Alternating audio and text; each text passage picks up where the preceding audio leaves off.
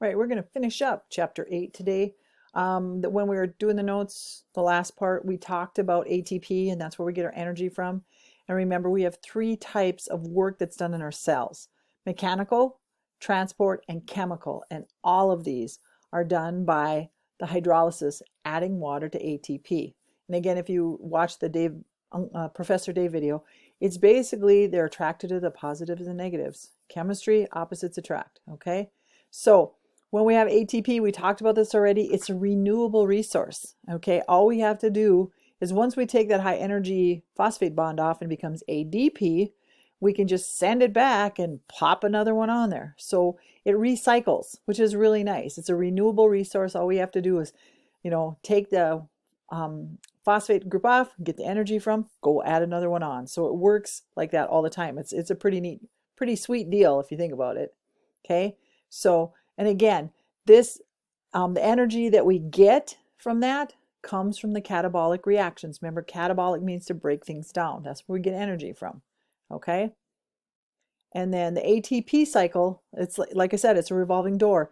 It goes through its phases. So now it's going to transfer, once it becomes ATP and we use a catabolic reaction to get the energy, we use that energy.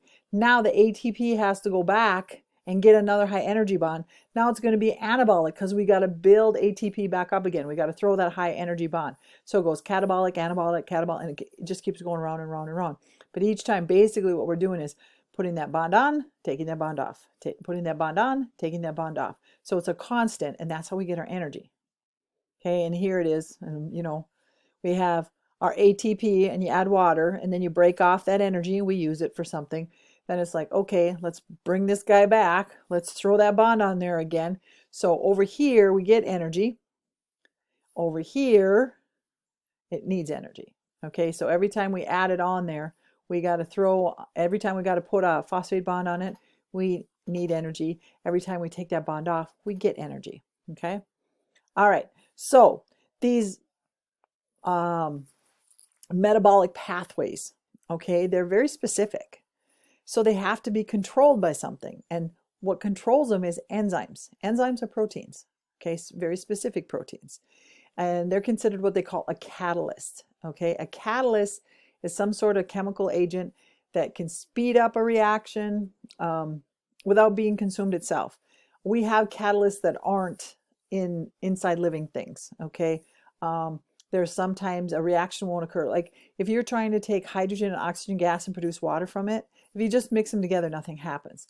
But if you put a piece of metal in there, on the metal, the oxygen and the hydrogen gas will combine to form water. So you get it dripping off the metal. The metal itself doesn't change. So it's a catalyst. It makes the reaction happen, but it doesn't get used up. Okay, so that's kind of what enzymes do. They go there and they kind of control what's happening. They make sure it happens, but they themselves can be used over and over and over again. Okay, so an enzyme is what they call a catalytic protein. It's a catalyst and it's a protein. And its job is to control these pathways, these reactions that occur. Okay, a really big example it happens a lot in our body is the hydrolysis. Now remember, anytime you see that, it's the adding of water of sucrose. Sucrose is a sugar like we put on our cereal. Okay, the stuff we buy in the store. Well, sucrose is made out of two simple sugars, and one of them is glucose. And we really like glucose in our cells. That's what goes through all the processes. And actually, the next chapter, we're going to talk about that. But that's what we need, okay? So we have a reaction that occurs. Here we have sucrose, which is two simple sugars, two monosaccharides. And we add water, and it breaks it down into glucose and fructose. And if you see, there's not their formula is the same. So here's the simple sugars that we need for our energy. So this would be an example of a reaction that occurs, and the enzyme that makes it happen is called sucrase. It breaks down sucrose. Anytime you see ASE at the end, it's probably an enzyme. Okay. Okay, how they speed up the reactions, what they do is there's energy that it takes for a reaction to occur. It's kind of like when you light a fire. You can't just light the wood. You got to burn the paper, and then you got to get the little twigs going, and then finally you got enough energy to burn the big one.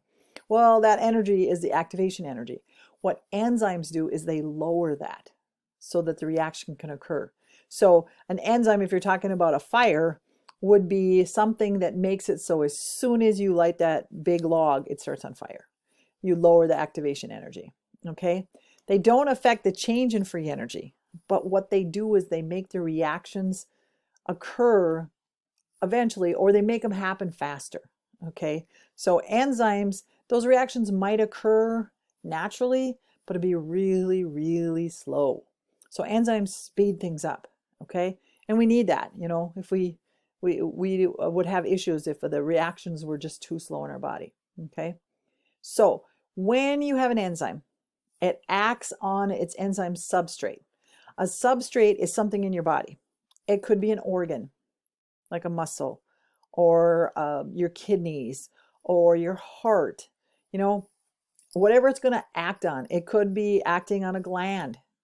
Whatever it's going to act on is called its substrate, okay? And what it does is it binds with the substrate. There's a spot there that the enzyme fits in, okay? It's called the enzyme substrate complex, and I'll show you some pictures of this. But there's like a spot. It's almost like a lock, and the enzyme is going to be the key. It's going to fit in there, and then something's going to happen. But if you don't have the enzyme there, nothing happens, okay? It's just sitting there waiting for something to come unlock it, okay? So, and the weird thing about it is every reaction has its own enzymes. Enzymes are very, very specific. I've probably said this a bunch of times before. There's not one enzyme that takes care of like 6 reactions. Every reaction has its own enzymes, okay? The active site is the region on the enzyme where the substrate binds. So when they get stuck together, you know, when that key fits in that lock, then you have an active site. Something's going to happen there, okay? Okay, they have what they call an induced fit. It brings chemical groups. So you have the active site, and it puts itself in a position so it can do something. Like I said, it's kind of like a lock and key. They sometimes even call it that. But you've got a spot. A substrate has some spot for the enzyme to fit in. And then once that happens, the reaction is going to occur and you're going to produce something. Okay? All right, here's my substrate, whatever it happens to be. Like I said, it can be a muscle, an organ, or whatever. Here comes my enzyme, and here's the active site. This is where it's going to fit in. It can't fit over here or here or here. It just fits right here. So in it goes. Okay, now we've got the two of them combined. They're what they call the enzyme substrate complex. Okay, so what will happen is the substrates, you know, they enter here. Now they're stuck together. They're held together. They're going to have a weak attraction, but there's going to be a reaction going on. And eventually, it's going to take these two guys and convert them into something else. Okay, something that we need, okay? So we got new products. But the nice thing about it, the products will go, let's say these are hormones, and they're going to go and do whatever they're supposed to do. But now if you look at the enzyme, it's ready to do it again. Okay, so the substrates change into new products, but the enzyme, you can do it over and over and over and over. Okay, so you can use these enzymes. Now there's a new active site for new substrates to come in and it'll do the same thing again. Okay, okay, so sometimes you can mess that up. Okay, enzymes are very specific. There's some things you can do in the area, local conditions they call, that mess up the enzyme's activity. Okay, if you change things like the temperature or the pH, okay, enzymes, especially inside our bodies, they like to work at 37 degrees Celsius. Well, if you convert that to Fahrenheit, it's 98.6.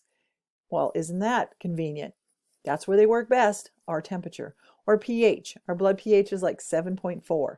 If it's in there, but we'll talk about some other places where, you know, if you mess with the pH, then they're not going to work as well.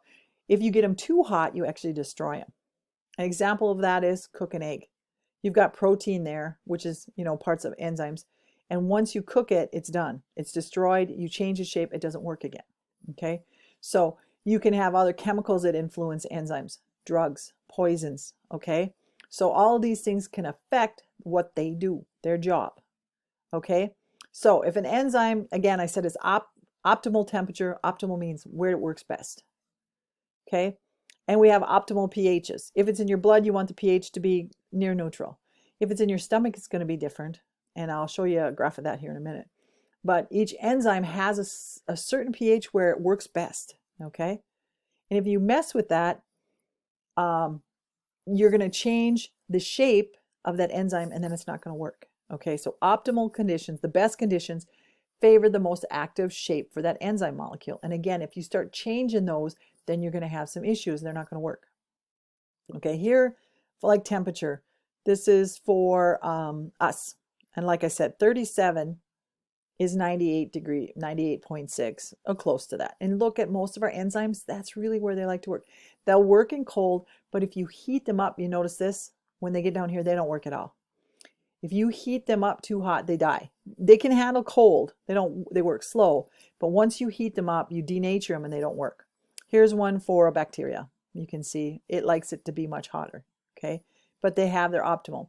Down here, we have pH. Now, if it's in your stomach, we have acid in our stomach, so we want the pH to be low. If you have an enzyme that works in your stomach, it better like low pH. Otherwise, it's not going to work, okay? If you raise it up here, not so good. But now your intestines, which is crazy because you've got right next to it, but the pH on them is more like our body. They want it to be more like 8, okay? And again, if you have it too low or too high, you actually destroy it. Here, too high is 4, which is crazy because that's pretty acidic. But their enzymes work for their conditions that they're in. And if you change those conditions, the enzyme's not going to work. Okay? So there's something called cofactors that we use. Those are non-protein enzyme helpers. These would be like vitamins. Okay? Cofactors can be metals. They can be ions. They can be inorganic or organic. It just depends. Okay? An organic cofactor is called a coenzyme. Anytime you're talking about an enzyme, it's in a living thing. So coenzyme would be that. And again, vitamins, vitamin A, vitamin B, vitamin C. You wrote some about minerals assignment ago. Those would also be cofactors. So they help the processes whenever you got a reaction going on. They help with it, okay? There's also things that inhibit. Okay, if they bind, they had that active site. What if you block that? Okay, if something comes in and blocks this, and that's what drugs do. Okay, and medicines will do that too. Like if you have an overactive reaction occurring, you could have some sort of medicine that blocks that because maybe you don't want it to be occurring, but they'll compete with the substrate and then they will actually cause the reaction to quit. They have non-competitive ones too, and that changes the enzyme. Anytime you change the shape of the enzyme, it doesn't work. It either becomes less effective or it doesn't work at all. Okay? So, and again, heating them up, changing the pH, all kinds of things like that can cause those problems. Okay? Examples of inhibitors. Okay? Non-competitive ones. Toxins, poisons, pesticides, antibiotics. And again, that's a thing that's trying to stop it. So sometimes we take medicines that are non-competitive, but most of the time, this stuff up here, not so good, right? Okay, so to give you an idea, here is, it goes in here. This is normal, fits right in there. Okay, competitive is going to block part of it. So now it doesn't fit in there anymore. Okay, over here, what happened here is it won't allow it to produce the product that it's supposed to build. So it might fit in there or it might have changed the shape and it's not going to work anymore. Okay, you can see right here, by adding in here, it changed the shape up here. So those are different kinds that can occur. Okay, so anytime you have enzymes within the cell tries to help the order. It depends on what organelle is going to occur in. It's going to make sure that they transport it to the part where it's supposed to be. So cells really help with the organization of metabolism. Some of them act as structural components, and some of them reside in specific organelles. Like the mitochondria has a lot of enzymes in it because it's got a lot of stuff to do. Cellular respiration, we're going to talk about next chapter. I'm going fast, you guys, and I'm sorry, but we're getting toward the end and I really want to get this done. Okay. Oh, I did. Never mind. Good job. Okay. So anyway, we did get it done. That last slide, I'll put it up here quick again. Okay. So the enzymes, the organelles, what the cell will do is get the stuff where it's supposed to be so it can go through the reactions. Okay. And enzymes are proteins that help the reactions occur. All right. And again, your mitochondria is where you'll find the most. So we're done with chapter 8. Yay. And again, don't forget to be doing your assignments. And I'll talk to you in chapter 9.